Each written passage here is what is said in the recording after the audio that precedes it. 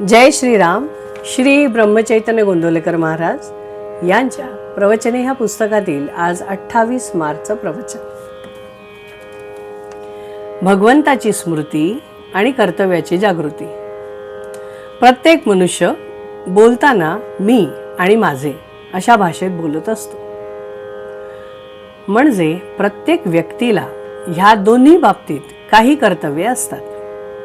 माझे या शब्दात शरीर आणि तत्संबंधी सर्व गोष्टी येतात. आयुष्यात मीचे कर्तव्य परमेश्वर प्राप्ती हे आहे आणि देहाचे कर्तव्य देहाशी संबंधित असलेल्या प्रत्येक व्यक्तीबद्दलचे असते. देहाच्या कर्तव्यात धर्म, शास्त्र आणि नीती यांना धरून संबंधित व्यक्तीशी करण्याच्या आचरणाचा समावेश होतो. म्हणजेच ज्याच्याशी जसा आपला संबंध असेल त्याप्रमाणे त्याच्या बाबतीत आपले कर्तव्य चोख पार पाडणे.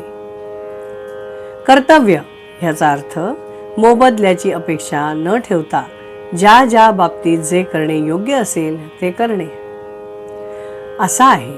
मनुष्याने मी आणि देह या दोहोंच्या बाबतीतली कर्तव्ये समान चालीने करत राहिले पाहिजे.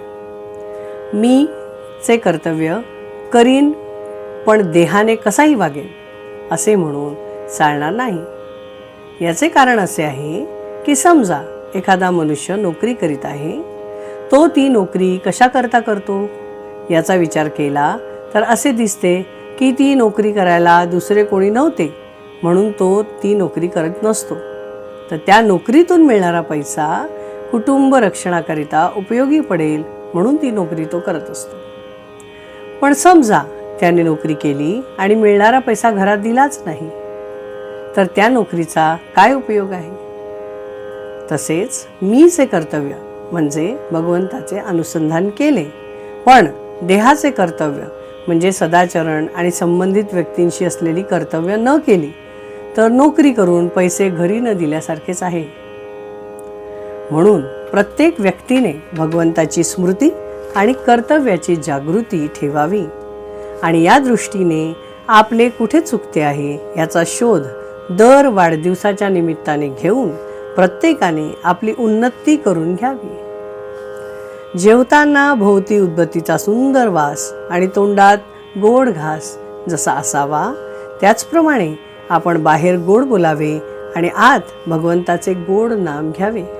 म्हणजेच आपण आत बाहेर गोड असावे.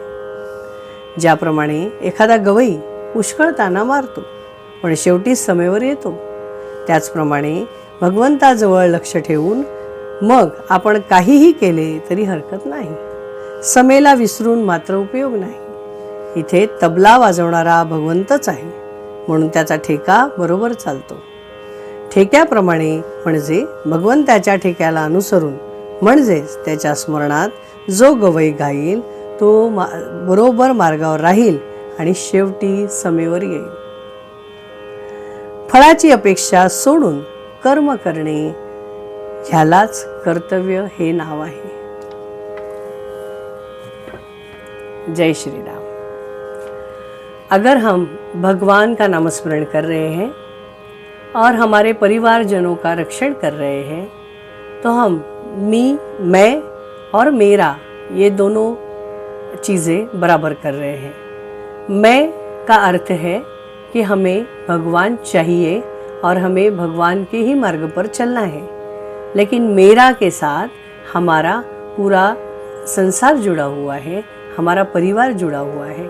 अगर आप परिवार का रक्षण नहीं कर रहे हो, अगर आप परिवार के लिए पैसा कमा कर उनको नहीं दे रहे हो और सिर्फ भगवान का नामस्मरण कर रहे हो तो नहीं चलेगा. और अगर आप सिर्फ भगवान का नामस्मरण करते हो और बाकी चीज़ें कर्तव्य को पूरा नहीं करते हो तो वो भी नहीं चलेगा. तो दोनों ही चीज़ें आपको दो पहियों की तरह इस संसार की गाड़ी को चलाना है, ऐसा महाराज ने कहा है. जय श्री राम. श्री राम जय जय राम. श्री राम जय जय राम. श्री राम जय जय राम.